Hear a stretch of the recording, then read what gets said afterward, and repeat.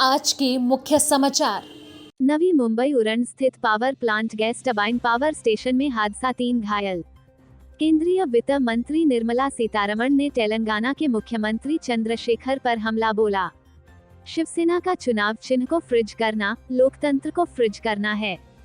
अजमेर में पुजारी ने दलित लड़की के साथ कई बार सामूहिक बलात्कार किया गया। राहुल गांधी की सावरकर पर टिप्पणी से बिफरी बीजेपी, कहा अब चुप क्यों बैठे उद्धव। मुंबई, महाराष्ट्र के नवी मुंबई में एक बड़ा हादसा हो गया। यहां स्थित उरण पावर स्टेशन में जोरदार धमाका हुआ है। इस हादसे में 3 लोग घायल हुए हैं।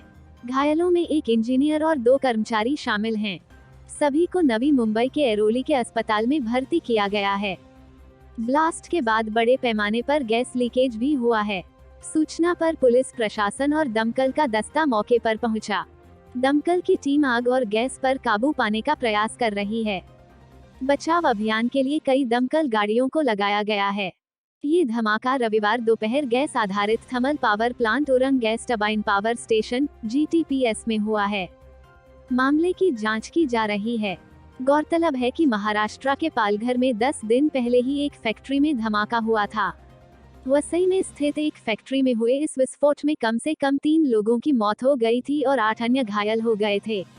ये हादसा हाइड्रोजन सिलेंडर फटने से हुआ था। धमाके के वक्त फैक्ट्री में कई कर्मचारी मौजूद थे।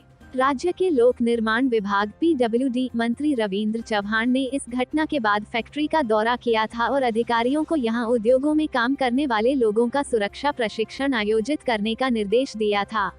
उन्होंने कहा कि उद्योगों को सुरक्षा मानदंडों और विनियमों का सख्ती से पालन करना चाहिए और ऐसी घटनाएं नहीं होनी चाहिए। पुलिस ने दुर्घटनावश मौत का मामला दर्ज कर घटना की जांच शुरू कर दी थी। मुंबई, केंद्रीय वित्त मंत्री निर्मला सीतारमण ने तेलंगाना के मुख्यमंत्री के चंद्रशेखर राव (KCR) पर जमकर हमला बोला। उन्होंने कहा कि KCR ने तेलंगाना के लोगों को धोखा दिया है और तांत्रिकों की सलाह पर अपनी पार्टी TRS तेलंगाना राष्ट्र समिति का नाम बदलकर भारत राष्ट्र समिति BRS कर दिया है। केंद्रीय मंत्री ने कहा कि तेलंगाना राष्ट्र समिति TRS का गठन तेलंगाना की भावना को महसूस करने के लिए किया गया था। उस समय KCR ने कहा था कि तेलंगाना राज्य की महत्वाकांक्षा के लिए धन, पानी और नियुक्तियां, नौकरियां प्राथमिकताएं हैं, लेकिन इनमें से कुछ नहीं हुआ। नई दिल्ली के नेहरू मेमोरियल संग्रहालय में insolvency and bankruptcy board of India (IBBI) के 6ठे स्थापना दिवस समारोह के दौरान सीतारमण ने KCR को घेरते हुए कहा कि सत्ता में आने पर TRS ने कहा था कि सामाजिक न्याय और महिला सशक्तिकरण होगा, लेकिन 2014 से 2018 तक 4 साल के कार्यकाल में TRS सरकार में एक भी महिला मंत्री नहीं थी।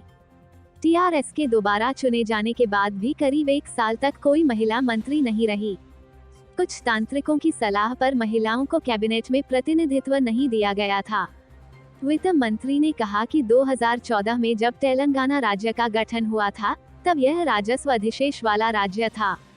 आज तेलंगाना राज्य पर 3 लाख करोड़ रुपए का कर्ज है, जिसमें कर्ज और GSDP अनुपात लगभग 25% है। सीतारमण ने कहा, कलेश्वरम परियोजना को 40,000 करोड़ रुपए के बजट के साथ पूरा किया जाना था, लेकिन वृद्धि के कारणों पर उचित स्पष्टीकरण के बिना यह बढ़कर 1,40,000 करोड़ रुपए हो गया है। KCR सरकार नौकरियों के वादे को भी पूरा नहीं कर पाई है। कुल मिलाकर TRS सरकार धन, पानी और रोजगार तीनों मोर्चों पर फेल रही है। मंत्री ने कहा कि KCR ने तांत्रिकों और अंकशास्त्रियों की सलाह पर सचिवालय जाना बंद कर दिया। कई वर्षों तक महिलाओं को अपने मंत्रिमंडल में शामिल नहीं किया और अब तांत्रिक की सलाह पर पार्टी का नाम बदलकर BRS कर दिया है। उन्होंने कहा, तेलंगाना, तेलुगु भाषा के लोगों को विफल करने और धोखा देने के बाद उन्होंने अब BRS को एक राष्ट्रीय पार्टी के रूप में लॉन्च किया है। नई दिल्ली, भारत के चुनाव आयोग ने शिवसेना के 2 गुटों के बीच चल रही तनातनी के बीच चुनाव चिन्ह को फ्रीज करने के एक दिन बाद निर्दलीय सांसद कपिल सिब्बल ने चुनाव आयोग की आलोचना करते हुए कहा कि यह लोकतंत्र को फ्रीज करने जैसा है। चुनाव आयोग पर्दे के पीछे सरकार का काम करता है, वे इसे चुनाव आयोग कहते हैं। सरकार के इशारों पर काम करने वाली संस्थाओं पर शर्म आती है। उन्होंने कहा। सिब्बल ने रविवार को अपने ट्वीट में कहा, चुनाव आयोग ने शिवसेना के चुनाव चिन्ह को फ्रीज किया। यह लोकतंत्र को फ्रीज करने जैसा है। धनुष और तीर का चुनाव चिन्ह उद्धव के नेतृत्व वाली असली शिवसेना का है। एक अंतरिम आदेश में चुनाव आयोग ने शिवसेना के धनुष और तीर के चिन्ह को यह कहते हुए फ्रीज कर दिया, आयोग वर्तमान उपचुनावों को कवर करने और विवाद के अंतिम निपटारे तक यह अंतरिम आदेश देता है। इसने कहा कि एकनाथ शिंदे और उद्धव ठाकरे के नेतृत्व वाले दो समूहों में से किसी को भी शिवसेना के नाम का उपयोग और दोनों समूहों में से किसी को भी धनुष और तीर के चुनाव चिन्ह का उपयोग करने की अनुमति नहीं दी जाएगी। दोनों समूहों को ऐसे नामों से जाना जाएगा जो वे अपने संबंधित समूहों के लिए चुन सकते हैं, जिसमें यदि वे चाहें तो अपनी मूल पार्टी शिवसेना के साथ जुड़ाव भी शामिल है, और दोनों समूहों को ऐसे अलग अलग चिन्ह भी आवंटित किए जाएंगे जो वे वर्तमान उपचुनावों के उद्देश्य से चुनाव आयोग द्वारा अधिसूचित चिन्हों की सूची में हैं। जयपुर, राजस्थान के अजमेर से एक दलित लड़की के साथ सामूहिक दुष्कर्म का मामला सामने आया है। पुलिस ने रविवार को इसकी जानकारी देते हुए कहा कि यहां एक पुजारी ने कुछ और के साथ एक दलित लड़की को अपना शिकार बनाते हुए उसके साथ दुष्कर्म किया है। पीड़िता ने पुलिस रिपोर्ट में बताया कि वह घर में अकेली थी। अकेला देखकर पुजारी संजय शर्मा ने उसके साथ दुष्कर्म किया। इस दौरान उसने वीडियो भी रिकॉर्ड कर लिया। यही नहीं, इसके बाद कई बार महिला के साथ गैंगरेप को अंजाम दिया गया, उसका वीडियो वायरल करने की धमकी की गई। अजमेर नॉर्थ की डीएसपी छवि शर्मा ने बताया कि आरोपी संजय शर्मा ने अश्लील वीडियो के आधार पर महिला से पैसे भी वसूले, अन्य साथियों के साथ मिलकर उसके साथ दुष्कर्म किया। डीएसपी छवि शर्मा ने बताया कि आरोपित ने पीड़िता को नशीला पदार्थ दिया था। इसी वजह से वह नहीं बता पा रही है कि उसके साथ कितने लोगों ने ज्यादती की। पीड़िता का आरोप है कि पिछले 1 महीने में आरोपितों ने बंधक बनाकर उसके साथ कई बार रेप किया। इसके साथ ही पुजारी ने महिला को उसके बच्चे पति को जान से मारने की धमकी दी। आरोपितों ने महिला को ये कहते हुए धमकाया कि उसने दुष्कर्म के बारे में किसी को भी बताया तो वह अश्लील वीडियो वायरल कर देगा। महिला कई दिनों तक घर नहीं लौटी तो पति ने सिविल लाइंस थाने में उसकी गुमशुदगी की रिपोर्ट दर्ज कराई, जिसके बाद आरोपितों ने 27 सितंबर को महिला को थाने के बाहर लाकर छोड़ दिया। डीएसपी ने कहा कि पीड़िता का मेडिकल परीक्षण कराया गया है, बयान दर्ज किए गए हैं।